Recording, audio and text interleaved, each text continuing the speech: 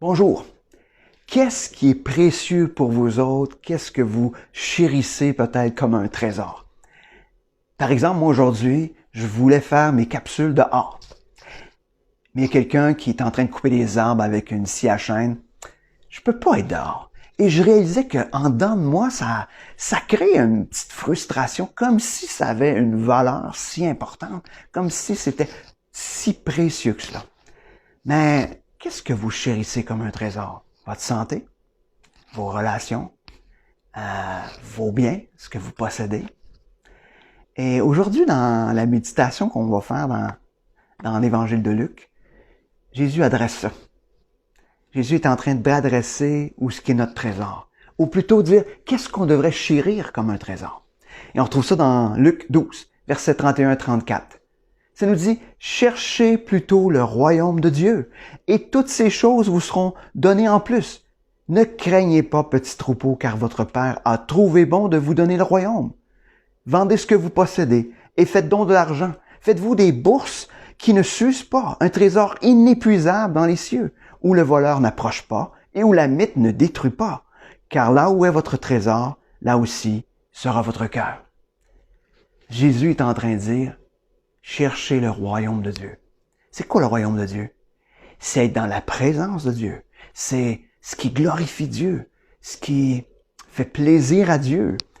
C'est ça être dans le royaume de Dieu, mais c'est être dans sa présence. Comme on l'a vu dans la dernière capsule où Marthe et Marie étaient là et on a vu que Marie avait choisi la bonne part, qui était d'être au pied de Jésus, d'être dans cette intimité-là, dans la relation. Et ce que Dieu nous dit, ce que Jésus nous dit, c'est cherche cette bonne part en cherchant ce qui est le plus précieux. Et ce trésor-là, c'est la présence de Dieu. Mais qu'est-ce qui est précieux pour moi? Qu'est-ce qui est précieux pour moi? Est-ce que c'est Dieu? Est-ce que c'est d'être dans sa présence? Est-ce que c'est de le connaître plus? Je suis obligé de dire que c'est pas toujours le cas. Souvent, j'ai plus de plaisir à dire, je vais me vider la tête avec toutes sortes d'activités de loisirs, plutôt que d'être avec Dieu.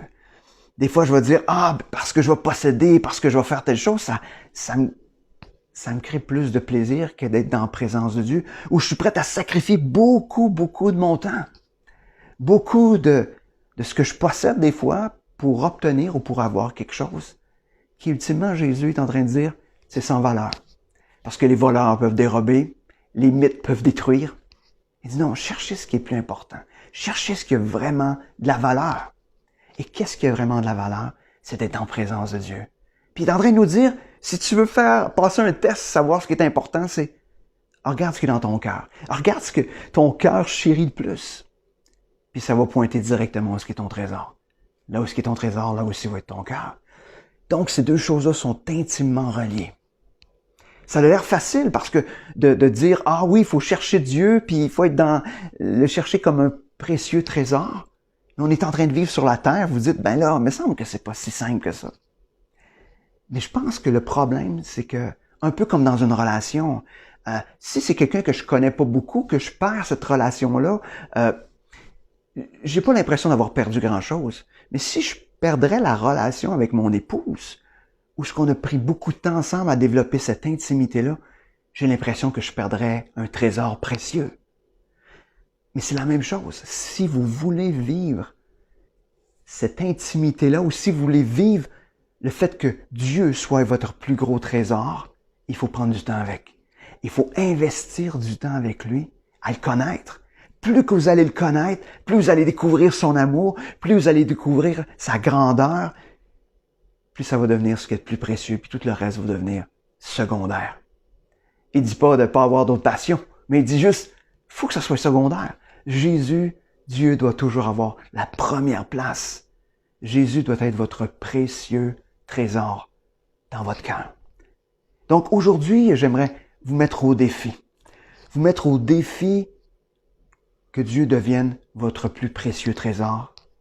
Le défi que je vous donne, c'est prenez du temps aujourd'hui même, pour ouvrir la parole de Dieu, lire quelques versets, afin que vous puissiez le découvrir un petit peu plus.